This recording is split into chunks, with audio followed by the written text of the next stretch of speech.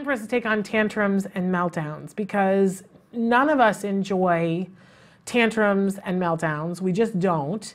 In fact, it's one of the things that's most stressful for any parent, right? The idea that your child is going to have a tantrum, because they usually have it in a place where it's least conducive for, not that there's a conducive place to have a tantrum, but let's face it, if they have a tantrum, at 2 o'clock in your living room and nobody else is home, it's still stressful, but it's not nearly as stressful as when you're trying to get to a car to go to a business meeting or somebody's wedding, or you know what I'm saying? So I thought it would be great if we did a refresh it for ourselves so that it's less stressful for us, what to do before a tantrum, what to do to head them off, what to do during a tantrum so that you don't completely have a meltdown too, and what to do afterwards, and what's the difference between a tantrum and a meltdown, and why are meltdowns so much worse. So let's take it on. So first of all, we have to start with just talking about what tantrums are. And I know what a tantrum feels like for me as a parent when my child is having it, that it feels like it's just, being dragged backwards through a knothole of wood. It just, it's not where we want to be, right? But here's the reality. The tantrums are very normal. And if we begin to look at it through very scientific eyes and take the emotion out of the component, let's think like Dr. Spock when it comes to tantrums, because we'll be more effective if we do. And so we just divorce ourselves from the emotional part of it. All kids are supposed to have tantrums. That is normal. If you think about it, they came out of the womb and they cried. And if they wanted something, they cried. If they were hungry, they cried. If they were cold, they cried. If they were hot, they cried. If they were bored, they cried. And we got up and did something as a result.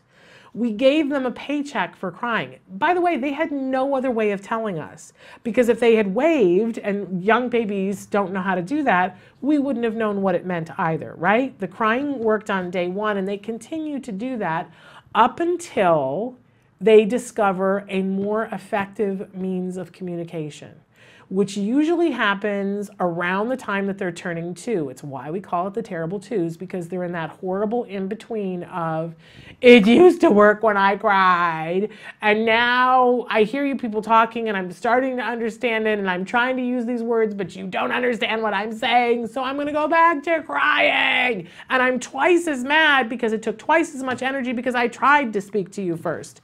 And you didn't hear me, you didn't understand what I was saying, right? So it's normal that they're going to have tantrums around that period of time. If I said to you today, I know you know how to gesture, you know how to speak, you know how to write. Those are the ways that you communicate. I'm going to take all of that away from you for 48 hours. Let's count on the clock how many hours you go before you throw something. I think it would be an interesting experiment, right? Because I guarantee you before 48 hours is over, you're either going to be in tears or have thrown something or walked away from somebody in frustration because you couldn't get your needs met. And here's the reality. You're old enough and have the wherewithal, you can walk away and go get in your car and drive away when you're frustrated. 2-year-old doesn't get to do that. They're stuck. They're stuck with the person who doesn't listen to them.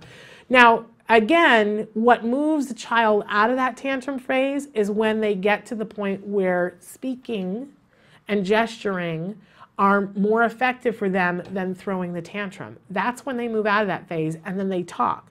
Doesn't mean that they'll never throw a tantrum, right? But they throw a lot less tantrums. What about the kid who doesn't have that means of communication? They don't know how to speak to be able to be understood, and they don't know how to gesture to be able to understood. They're stuck in this phase of tantruming.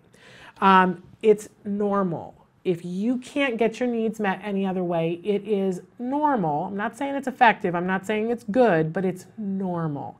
So all that fear attached to why is my child tantruming, let's let that go and now try to be effective. So as we continue on here, one of the things that we need to understand about tantrums is that they always serve a purpose. That's true of tantrums. And there's usually 4 usual suspects why somebody throws a tantrum: to get attention. And by the way, this goes well beyond 2-year-olds. All you have to do is pick up a tabloid paper and you will see some starlets acting out in ways that it's very clear that they're looking for attention, right? How about throwing a tantrum to get out of doing something. My son used to throw a tantrum every time we'd be doing homework, because by throwing the tantrum, I now had to deal with the tantrum, and he got out of doing the homework, if for 5 minutes, right? They throw a tantrum to get access to something that they want. This includes gaining control over another person or situation and gaining access to rituals or routines. So if what I want to do is line up my cows, and that's really, because I've had it, sensory-wise, I've had too much, and I want to just line up my cows end to end, and that's really what I want to do, and you don't want to let me line up my cows, I'm going to throw a tantrum so that you're having your own meltdown so that I can go back to lining up my cows. You know, we see kids, all you have to do is go into a grocery store, stand in line, and watch the kids throw the tantrum so that they can get something. Kids know we're busy, we're vulnerable when we're at the check stand, and that's when they're going to throw a tantrum. They're going to be more likely to get the thing that they want because mom or dad or babysitter is busy, right? And then the other reason that our kids tantrum is to offer protest or frustration. It feels good. And I'm moving on to my next thing. But it feels good to throw a tantrum when you're frustrated. I'm 53 years old, and I still am somebody who, if I don't keep a tight rein on things and get good sleep and get to eat, I'm capable of throwing a tantrum when all other forms of communication have failed and frustration has reached a limit where I can't do anything else. I've told this story many times before on the show about 3 or 4 years ago taking my son and my husband shoe shopping. And I don't know what was up with the two of them. It was in one of those places where there's the big screen TVs, and they were, you know, zeroed in on that. And I was going, all right, let's try this pair on. And nobody was listening to me. And so instead of saying, hey, time out, you know, I was tired, and I'd just come from work, and I was trying to get the shoe on my son while he's watching the TV screen, and my husband was of no help. And eventually I did, in frustration, say, hey, can I get some help here from one of you? Can somebody be with me? And they weren't, man. They were gone on the television screen. And so I got to the point where I had it, and I just laid down in the middle of a Dick's Sporting Good in the middle and just went, that's it. I'm going on strike. I don't care what you people do. I'm, you know, spread eagle on the Dick's Sporting Good floor. And my husband was mortified and humiliated and just like, why are you doing that? And I said, well, nothing else was working for me, right? I threw a tantrum. And it felt good, y'all. Oh my gosh, it felt so good. I got my way. Everybody paid attention. Everybody was helping me out. We were picking out shoes like champions. And it felt good to just go, I'm not participating in this foolishness. I'm going on strike, and I'm laying on the floor. Had it continued, by the way, had they continued to not pay attention to me when I laid down on the floor, I would have started kicking and screaming too. I would have. I was at that point.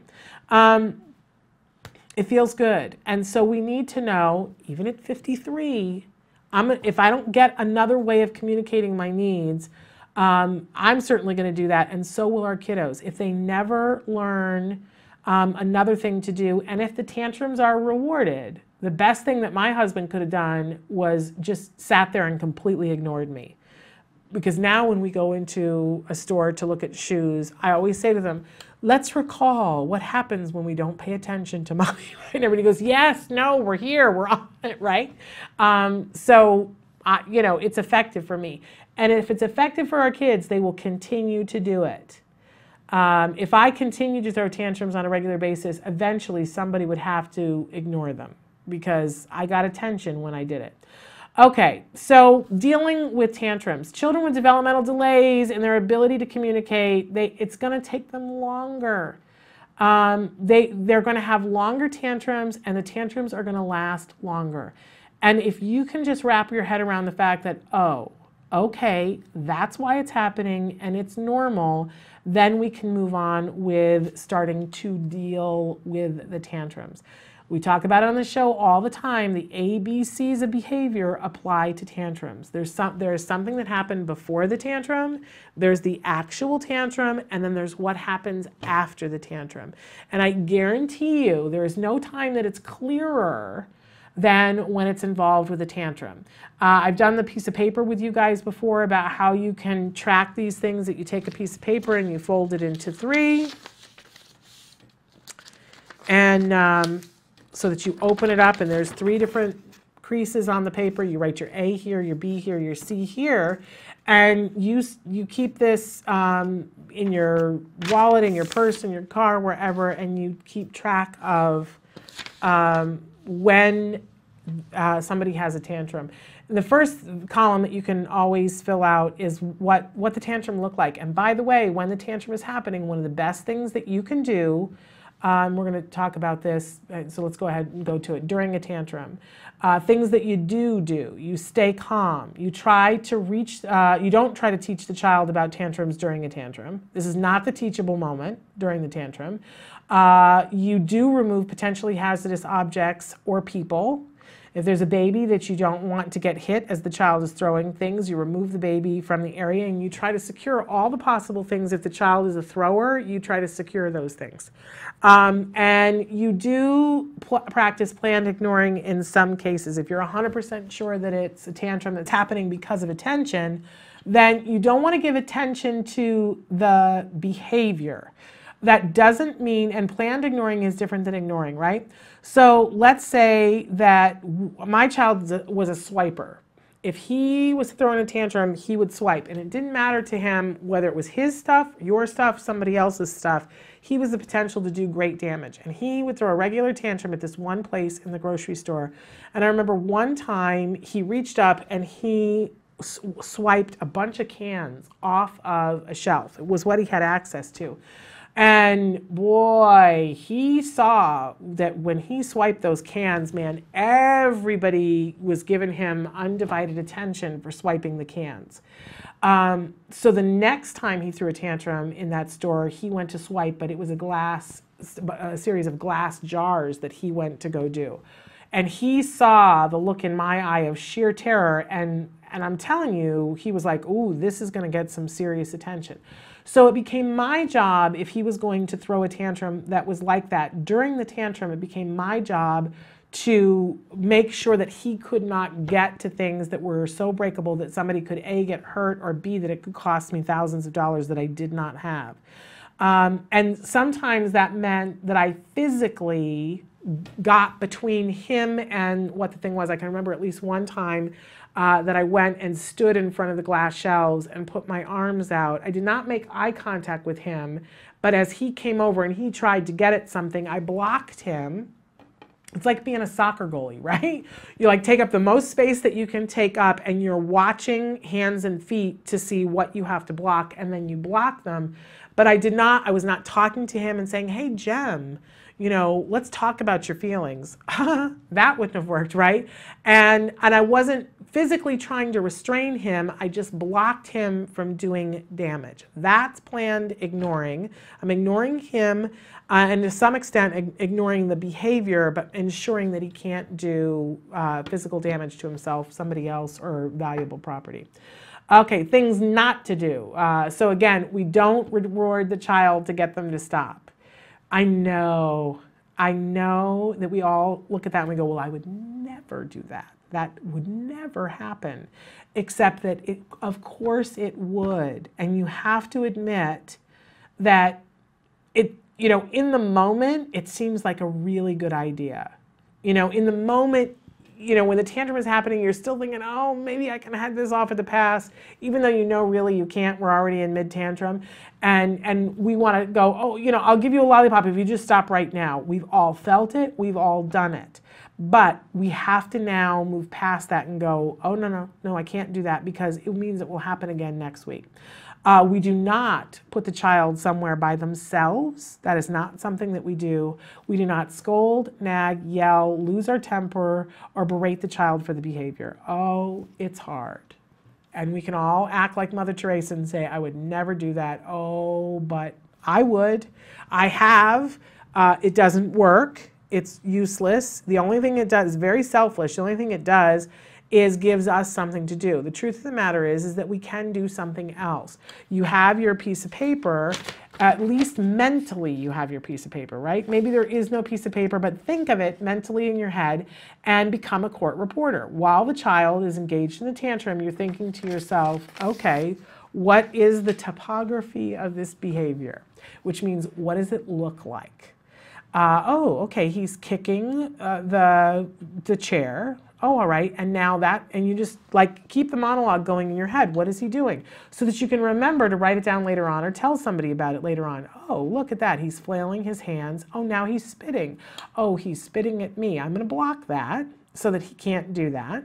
And you just, in your head, be thinking it through, okay, what exactly is he doing now? Oh, and you can even time it on your watch or on your phone. Okay, it's now been 13 seconds. We talked earlier that with an earthquake, the replacement behavior is to count so that you know how many seconds it's been. Same thing with the tantrum. Like, oh, we're at 1.5 minutes now.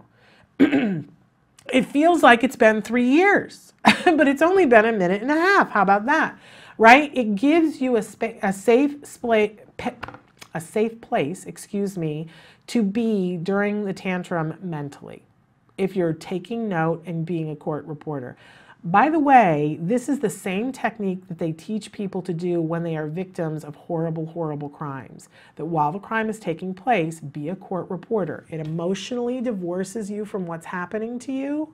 It is a way of handling the trauma. And I do believe that, you know, while I don't think it's effective to compare, you know, a horrible trauma from a crime to a tantrum, but it is exceedingly stressful to be there when somebody is having a tantrum. This gives us a safe place to be, and it's helpful for later on.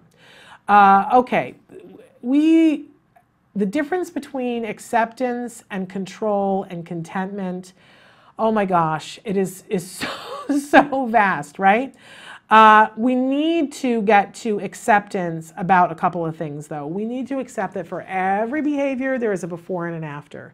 It's true. It just is. And you can debate it until the cows come home, but go do a scientific experiment and go write down behavior that you've engaged in today and ask yourself, well, what was the before?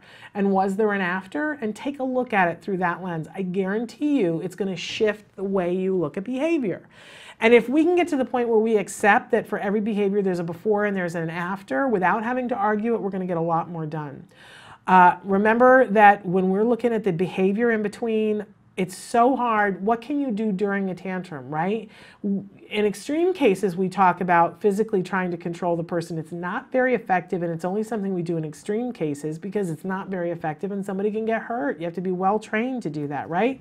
And the bigger our kids get, the less control we have over the actual physical behavior. I always use the example of being in the doctor's office and your child starts kicking the chair. Don't do that. Stop that. Stop kicking the chair. I told you to stop kicking the chair. Why are you still kicking the chair?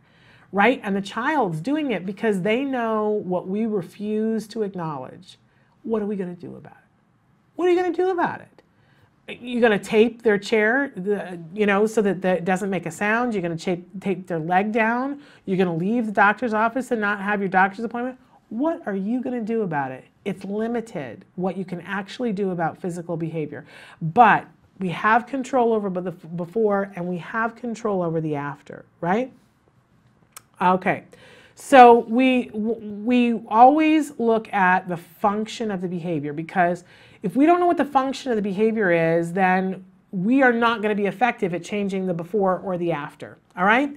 Let's say for a moment that the child is kicking the chair in the doctor's office because it starts out because they like the sound of it and they're bored and it feels good, right? So they're getting an automatic reinforcing thing from it. They're kicking their foot and they get a sound that's pleasing to them, and it's, you know, it's a repetitious thing, and it's better than sitting there with nothing going on, right? So it's an automatic reinforcing thing. Now, we could fix that by putting them in a chair that doesn't make the noise, right? But by the time we get to thinking about that, what has happened is now we are like, stop that, don't do that, stop it. Oh, so now they're getting attention for it. And that ends up being more exciting than just getting rid of the boredom and just the sound. Now it's like, oh good, this is my new entertainment for the doctor's office, is watching the top of mom's head fly off. Right? Watching her have a cerebral hemorrhage because I'm not stopping hitting the chair. Once we know what the function of the behavior is, then we can make choices. We can do something beforehand. If we know that it's boredom, If what started it was boredom, and we know that our child is prone to boredom, then we bring a baggie of goodies, or we have a phone, or we have an iPad, something for the child to do so that we never get to that moment of boredom. That's an antecedent modification. We changed the before. We didn't allow the child to get bored. If we didn't bring those things, or it's too late and they're already bored and we've already moved into the attention phase of it, where, you know, watching us have our blood pressure go up is exciting to them, what we want to do is now not give them that paycheck. So instead of sitting there going, stop it, stop it, stop it, stop it, stop it, we need to get to a point where we ignore it, right? Which is hard because other people are giving us the death stare, and in fact, maybe the grandma across the room is now noticing it and now saying to your child, stop that. So they're giving the paycheck now, right? But we can do different things in the after that we can get so the child is kicking the chair, and we know it started with boredom and now it's being maintained by attention. We can get the cell phone out and we can start to play with it ourselves. And even, you know, do it in such a way that it's enticing, that we play the game that they love the most. And you know, we've got that game going, and now the child is like, ooh, do I keep doing this to get the attention, or do I get to that? It's a distractor, right? But a lot of times it works. Because if we get to the point where the behavior stops for 10 seconds, you know, and we have to get enough of their attention so that it stops. We never want for the behavior to get them this thing, right? So the behavior has to stop. So that's why I'm playing with it, showing it and playing it. So now the child gets up and comes over and says, oh, can I play that? And you can say, oh, well, you know, sit with me for a minute, sit quietly, and we can play this together, and then you transfer it to them. But it's very clear if there's been a 10-second lag, they didn't get it because they were doing the behavior. You just got to be careful of that little moment, okay? But if we don't know what the function of the behavior is, then how effective are we going to be at changing the before? We're not going to be. And if we don't know what the paycheck was, we're not going to be effective at changing the after either. So we want to know what the function of the behavior is. And the function of the tantrum could be many different things. Now let's talk about the difference between a tantrum and a meltdown, because this is something that used to mystify me. But when there is a tantrum, we know that there is a function. There's something that they want, or there's something that they wanted to go away, and that's why the tantrum is happening. But there is a line when they're having a tantrum and it crosses over into a meltdown. And it's really important when you start to see meltdowns that you're looking at that before moment, because almost always there is an environmental component to the meltdown that causes it to become a meltdown. So let's say that we take the child to the doctor's office and, you know, we see that boredom is a factor, and eventually the child has the tantrum, but on this given day it moves into a meltdown. It could be because, I mean, there's so many sensory factors at play, right? It could be that the child has not had enough rest, right? That can move a tantrum into a meltdown. It could be that the child has not had enough to eat, or it could be that they had something that doesn't agree with them so that they're having stomach pain. It could be that the granny that's sitting across the way is wearing a perfume that has a scent in it that our child doesn't react well to, right? A lot of times, you know, it's hard to figure out what the environmental component is, but almost always in a meltdown, there is an environmental component to it. And once we know what those environmental components are, we can head them off at the pass a lot of the time. We can't force other people to wear different perfumes, but if you know that certain perfumes set your child off, then you know where to sit in the waiting room. Or you can even say, I've done this before in a doctor's office, hey, you know, my child's not going to do well in this doctor's office. Here's my cell phone number. I'm going to be outside walking around. Page me when it's our turn. And the nurses will do that.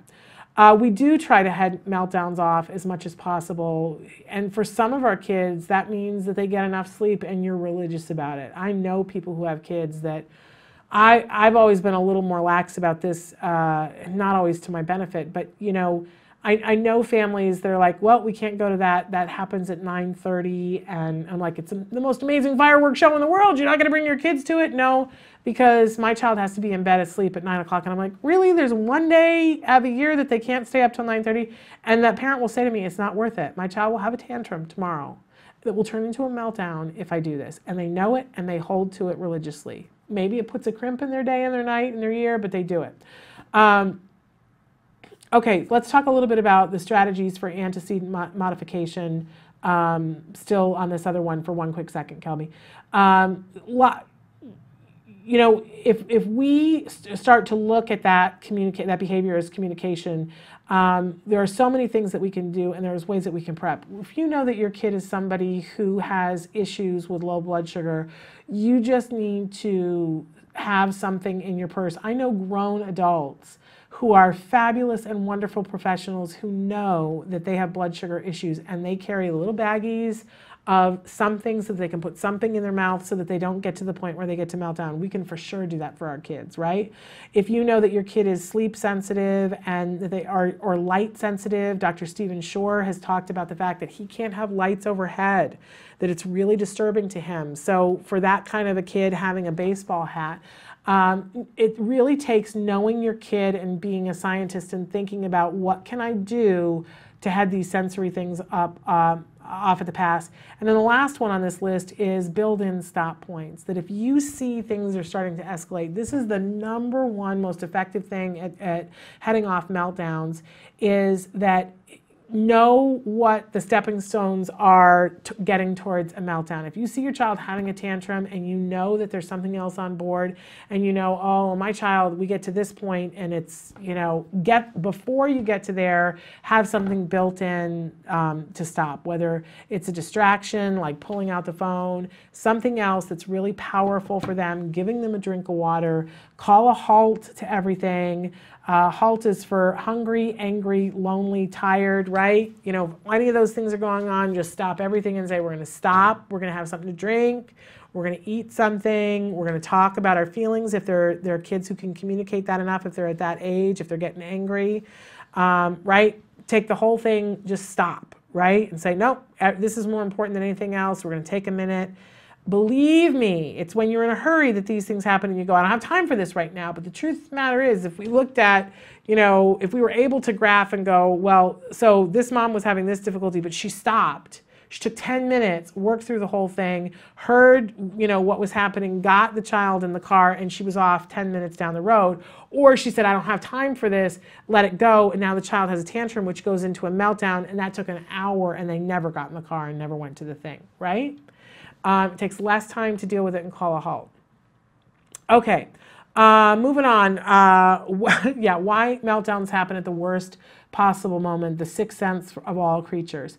When we have anxiety and we're trying to get in the car and we're trying to make something happen, and we always go, oh, it's this magical, mystical thing about why is that the moment that our kids decide to have the meltdown? Why is that the moment that somebody checks out? Why is it that my dog waits till I'm on the phone and that's when my dog wants my attention, right?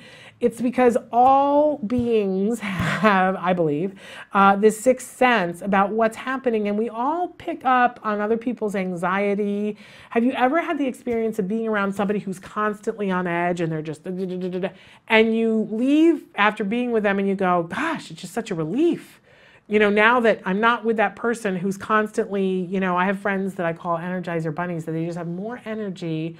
And after I'm not with them, I take a deep breath. We pick up on other people's energies. I used to teach college. Be on a college campus during, you know, some sort of fun week like homecoming week, and be on a college campus during the finals week. And just, you know, walk on the campus and see if you can tell what the overriding emotion is. I'm telling you, you can. It's tangible. You can feel it. Our kids, there's every reason to believe that not only is this sense strong in them, it's stronger than with typical kids. They pick up on our stress. This is one of those things that I always say to people, you know, there's a lot that happens around the car, getting in the car, getting out the car, right? If we take a moment before we ever get in a car and breathe for 3 seconds, certainly if nothing else, when you get in and lock the seatbelt and they've got their 5-point harness on or they've got their seatbelt on, that's a great time to just take 3 deep inhales, 3 exhales, and focus on what's happening right now. Because usually when we're frenetic, it's something that happened 10 minutes ago or something that may or may not happen 10 minutes from now. If we focus 3 breaths right here, right now, we find frequently, oh, everything is okay right now. And if we're centered, then that helps our kids to head them off from the tantrum and the meltdown. It isn't going to be effective all the time because sometimes they've got other stuff on board. Maybe it's just the tag in the back of their shirt, right? And us being centered is not going to harm that, but it's not going to help it overly much. But I will tell you this, when we are centered, we notice what's happening much quicker. We take it less personally. We go, oh, okay, there's something going on here. There's some environmental thing. And we start to be a computer going, could it be this? Could it be this? Oh, it's the tag in the shirt. Let's get the shirt off. Let's cut the tag off. Let's get shirts with it printed in the back of it. Really, really important. Okay, moving on. Things that we can do always that help: have a plan. Be willing to let other things go in order to carry out the plan. You know, we think that it's a birthday, we get to have a birthday cake, our child gets to have a birthday cake, but the truth of the matter is that I go to birthday parties all the time, and people have these especially this month, Halloween, people decorate their birthday cakes and it's black icing and it's orange icing and it's all of these different things. And I sit there every single time and I think, oh, it's horrible that my child doesn't get to have this. And I see all the other neurotypical kids who come to the party and are making friends with other kids and talking, and they go and they have their cupcake or they have their slice, and the moms are taking pictures of their black tongues because of the black and orange frosting from the cake, and everybody's like, oh, it's so much fun having the cake, it's so wonderful. And you can set your watch to it for like 18 minutes. And in 18 minutes, all you know what hits the fan. And all of those kids who were neurotypical and everybody was having a good time, now somebody just punched somebody in the bouncy house and everybody's miserable. 3 people are crying over here and the moms are all frazzled and upset because, I'm sorry, I hate to be the party pooper, but that much food coloring isn't good for anybody, but especially little bodies, right? And, you know, my plan is we're not having the food coloring. And yeah, it's a bummer because it looks like it's so much fun, but the truth of the matter is that he has that birthday cake. I'm going to for sure get a tantrum and meltdown. But watch the neurotypical kids. Watch it happen. It's like a fireworks show. Set your timer, I'm telling you. Always have an out. Always give the child an opportunity to earn something back. A lot of times we get into a thing where we don't know what's going on with them and we say, okay, if you don't do this, then I'm taking away the Legos for the rest of your life. This comes out of our mouth and there's no way we can do that, right? We can't take the Legos away for the rest of our life. That's preposterous. Try to give really substantive things if you're going to give punishments for things. And if you've got some sort of a token system and they've lost something, always have a way for them to work and get it back. Don't make it easy. But I remember that Jem had a thing he was hitting. We had to make it stop. And the deal was that if he hit, he lost his Legos for the rest of the day. And I remember the first time that he actually did it, and we needed that particular time to follow through on it so that he would understand that we meant business about it, right? And it got to be like 11:30 in the morning and he hit me and I didn't say anything because he already knew the deal, and we packed up every single Lego and I put it in a room and locked the door. And he watched me do the whole thing. And then we had the tantrum to end all tantrums. And he cried, and the rest of the day, and at 8 o'clock I put him to bed and he cried and I was crying and it was miserable, miserable, miserable, right? I needed to do that once so that he got it. And then it was like 4 days later that he once again hit me, and I went around and I picked up all the Legos and he was like, no! And we had a mini meltdown over that. And I put and it was later in the day that day, I put the Legos away, and he pulled it back together, and eventually he came to me and he said, what can I do to get the Legos back? And I said, well, you know, you really can't, because this is the rule that if you hit somebody, you lose Legos for the rest of the day. And he kept wanting to negotiate that what could he do? And we lined out something that was really extensive that he would have to do. And it was all things that we were wanting him to do anyway, that he'd have to work really hard to get the Legos. And he did. He did all of the things that we asked him to do. And I think that it's important to let kids know that you mean business. But it's important to give them an out too, because I could have spent the rest of the day in another meltdown. Right to what end? Maybe he would have never hit me. The truth is he never hit me again after that second day anyway. And we got a lot of progress from the things that we asked him to do.